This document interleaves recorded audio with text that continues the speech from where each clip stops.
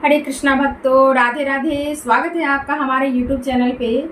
आज हम गीता का सार अध्याय से 16वां श्लोक श्रवण करेंगे, जिसमें कि बताया गया है कि विज्ञान भी मान चुका है कि इस शरीर में प्रतिदिन कोशिकाएं बनती है और नष्ट होती है।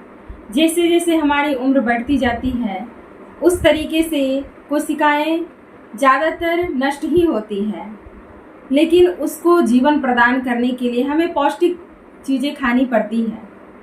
उसी तरीके से हमारे अंतर आत्मा को प्रतिदिन ऊर्जा देने के लिए उसे दिन प्रतिदिन अच्छे आचरण में ढालने के लिए कुछ न कुछ देना ही पड़ेगा। जिस तरीके का सबसे अच्छा औषधि है गीता ज्ञान, जिसमें कि आज हम श्रवण करेंगे 16वां श्लोक। तो आइए बिना देर किए एक एक श्लोक का हम पठन, श्रवण और अध्ययन करते हैं। भगवान श्री कृष्ण कहते हैं, न अस्तः विद्यते भावः न अभावः विद्यते अस्तः उभयोरपि दृष्टन्तः तो अनयोः तत्वदर्शियों ने भी यह निष्कर्ष निकाला है कि असत्य यानी कि यह भौतिक शरीर का तो कोई चिर अस्थायित्व नहीं है, किंतु सत्य यानी कि आत्मा अपरिवर्तित रहता है। उन्होंने इन दोनों की प्रकृति के अध्ययन द्वारा यह निष्कर्ष निकाला है। तात्पर्य यह है कि परिवर्तनशील शरीर का कोई अस्थायित्व नहीं है। आधुनिक चिकित्सा विज्ञान ने भी यह स्वीकार किया है कि विभिन्न कोशिकाओं की क्रिया प्रतिक्रिया द्वारा शरीर प्रति क्षण बदलता रहता है। इस तरह शरीर में वृद्धि तथा वृद्धा अवस्था आती रहती है, किंतु शरीर तथा मन में निरंतर परिवर्तन होने पर भी आत्मा अस्थायी ही रहता है।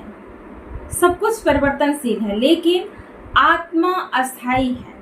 यही पदार्थ तथा आत्मा का अंतर है। स्वभावतः शरीर नित्य परिवर्तनशील है और आत्मा शाश्वत है। तत्वदर्शियों ने भी, चाहे वे निर्विशेषवादी हों या सगुणवादी, इस निष्कर्ष की स्थापना की है। विष्णु पुराण में कहा गया है कि विष्णु तथा उनके धाम स्वयं का प्रकाश से प्रकाशित है। यह कहीं और से यहाँ पे प्रकाश नहीं दिया जाता है। जिस तरीके से हमें अभी यह गीता देखने के लिए लाइट की आवश्यकता पड़ रही है, पाठ करने के लिए रोशनी की आवश्यकता पड़ रही है, लेकिन वहाँ ऑटोमेटिक प्रकाश है। वो प्रकाश पुंज क्या है?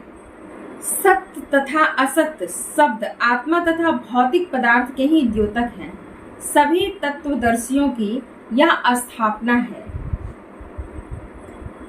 अब वह प्रकाश है क्या, वही हम गीता में समझेंगे। इसमें कहा गया है कि सत्य तथा असत्य शब्द आत्मा तथा भौतिक पदार्थ के ही द्योतक हैं। सभी तत्वदर्शियों की यह स्थापना है। यहीं से भगवान द्वारा अज्ञान से मोहग्रस्त जीवों को उपदेश देने का शुभारंभ होता है। अज्ञान को हटाने के लिए आराधक और आराध्य के बीच पुनः शाश्वत अज्ञान को हटाने के लिए आराधक और आराध्य के बीच पुनः शाश्वत संबंध स्थापित करना होता है और फिर अंश रूप जीवों तथा श्री भगवान के अंतर को समझना होता है। कोई भी व्यक्ति आत्मा के अध्ययन द्वारा परमेश्वर के स्वभाव को नहीं समझ सकता है। आत्मा तथा परमात्मा का अंतर अंश तथा पूर्ण के अंतर के रूप में है।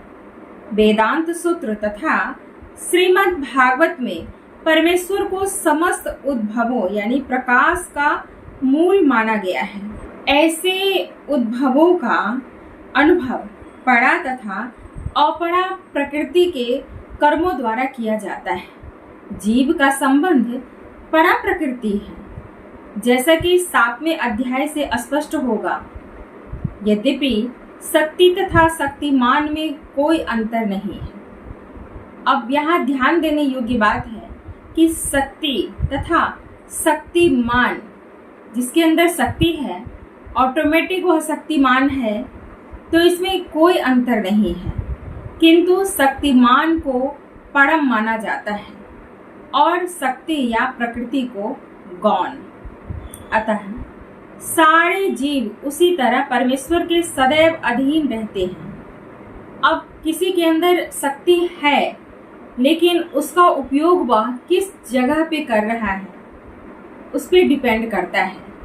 शक्ति होते हुए भी हम शक्ति का दुरुपयोग कर बैठते हैं, लेकिन भगवान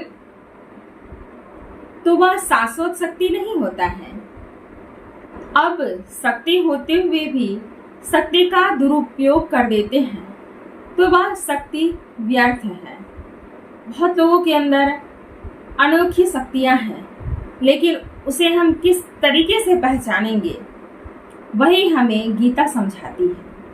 अज्ञानावस्था में ऐसे स्पष्ट ज्ञान को समझ पाना असंभव है।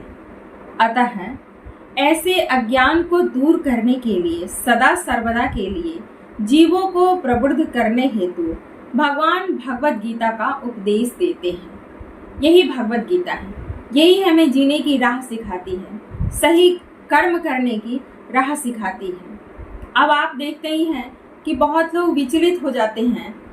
क्षणिक सी घटना हुई, दुख हुआ, शोक हुआ, विचलित हो गए, आत्महत्या कर लिया, नशा करने लगते हैं, पर स्त्री गमन करने लगते हैं। उनमें उन्हें सुख की अनुभूति होती है, लेकिन वह क्षणिक सुख बहुत बेकार होता है। अपने मन को जागृत करने के लिए, अपने अंतर आत्मा को जागृत करने के लिए कहते हैं जो ज्ञानी पुरुष होते हैं वह शोक नहीं करते हैं, ना सुख में ज्यादा खुश हो जाते हैं और ना ही दुख में विचलित हो जाते हैं। तो जिनके अंदर ज्ञान है वह धैर्य बनाए रहते हैं और सिर्फ खुद के लिए नहीं बल्कि अपने परिवार वालों को भी सही राह पर लेकर जाते हैं। तो थोड़ा सा ज्ञान तो प्राप्त करने के लिए गीता का अध्ययन करना ही चाहिए। अब बहुत लोगों को हम देखते हैं कि कहते हैं कि स्नान कर लिया, गीता का पाठ कर रहे हैं, लेकिन क्या गीता को समझ रहे हैं आप? पाठ करना और समझने में बहुत फर्क होता है। जब शांत मन हो और स्थिर मन से इस अध्याय के गीता के एक एक श्लोक को पढ़ेंगे, समझेंगे, तब हमें पता चलता है कि अरे यह तो हमारे जीवन से रिलेटेड है। ऐसी घटनाएं तो अक्सर हमारे साथ होती रहती है। भक्तों, अगर आप चैनल पे न्यू है तो प्लीज चैनल को सब्सक्राइब कर लीजिएगा और वीडियो को अपने दोस्तों के साथ ज़्यादा से ज़्यादा शेयर कीजिएगा। मिलते हैं नेक्स्ट वीडियो में नए श्लोक के साथ, नए अध्ययन के लिए। तब तक के लिए हरे कृष्णा, राधे राधे।